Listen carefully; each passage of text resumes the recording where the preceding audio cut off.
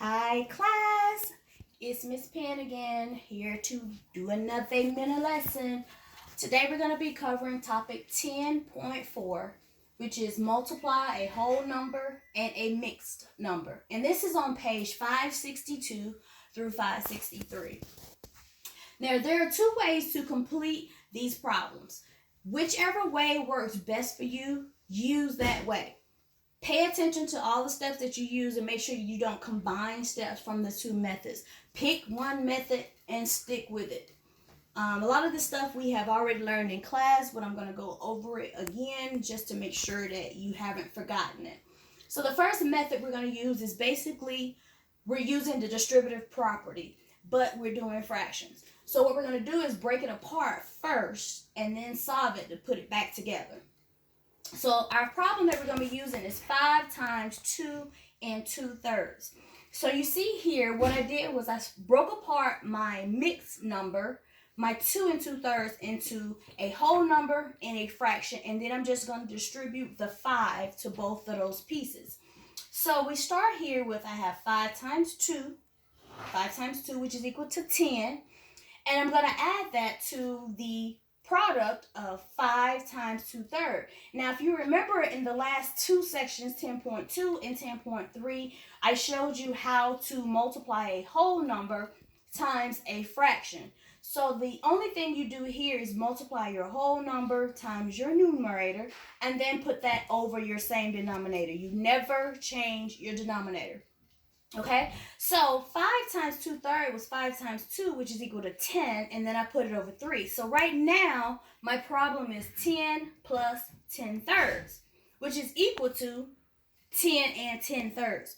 But if you notice, remember us talking about in class, this is a mixed number, but you see here, this part has a improper fraction inside of it. So I want to get that improper fraction and I want to turn it into a mixed number so that I can add it to my final product.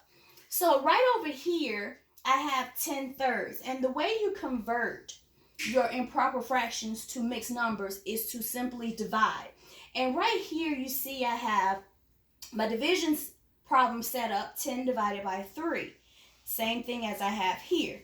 So I divide, and of course, I can't pull any groups of 3 out of 1, so I have a 0 here.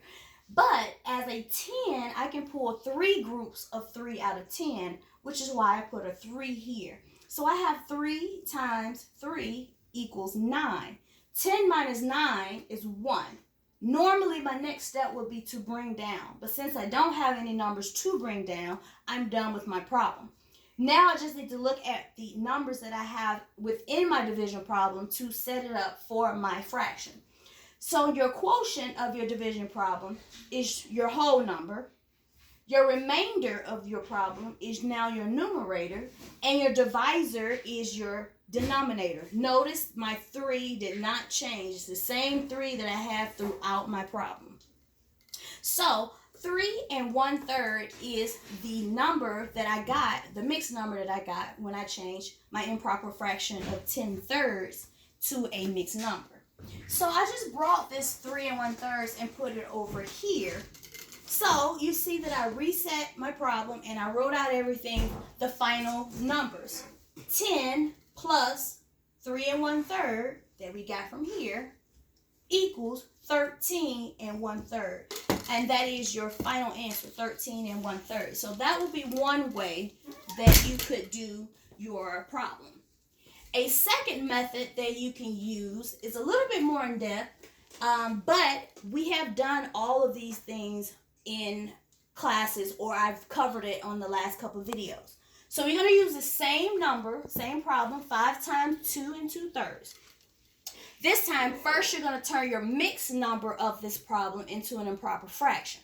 So I took the 2 and 2/3 here, and I'm showing you how to turn it into an improper fraction. So you start out by multiplying your 3 times 2, your denominator times your whole number, and you get 6. Put that number in your head and hold on to it, because then you're going to add that 6 to your numerator, which is 2. And I have that here. 6 plus 2 is equal to 8. And yes, you guessed it. keep your denominator the same. If you need to, you can refer back to your notes on converting mixed numbers to improper fractions, or you can simply look it up on the internet. Okay, now that we have converted our mixed number to an improper fraction of 8/3, we can now finish our problem. So I'm going to rewrite everything so that you can see everything clearly. So then I have 5 times 2 2/3. So I ended up with 5 times 8/3 because my 2 2/3 here I've been converted to 8/3. So 5 times 8/3, and then we simply just follow the steps for doing the multiplication of a whole number and a fraction.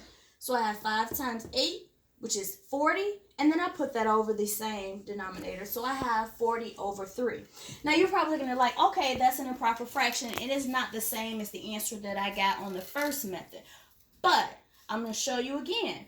Simply by using division, 40 divided by 3, because fractions are division problems. You simply just do the division, and you see here that I have done that problem. And what I came up with here, my quotient was 13, so that's my whole number. My remainder was 1, so that's my numerator. And of course, I kept the same 3 as my denominator. So you see I have 13 1/3 here as well. Same thing that I had at the first one.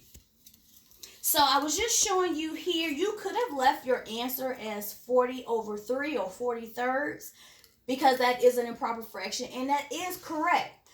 If you wanted to change your improper fraction to a mixed number, then that would be the steps that I just described. You would just divide. If you still have questions or concerns about any of these, please give me a call or send me a message on here, and I will gladly get back with you and help you out. Have a great evening. Bye.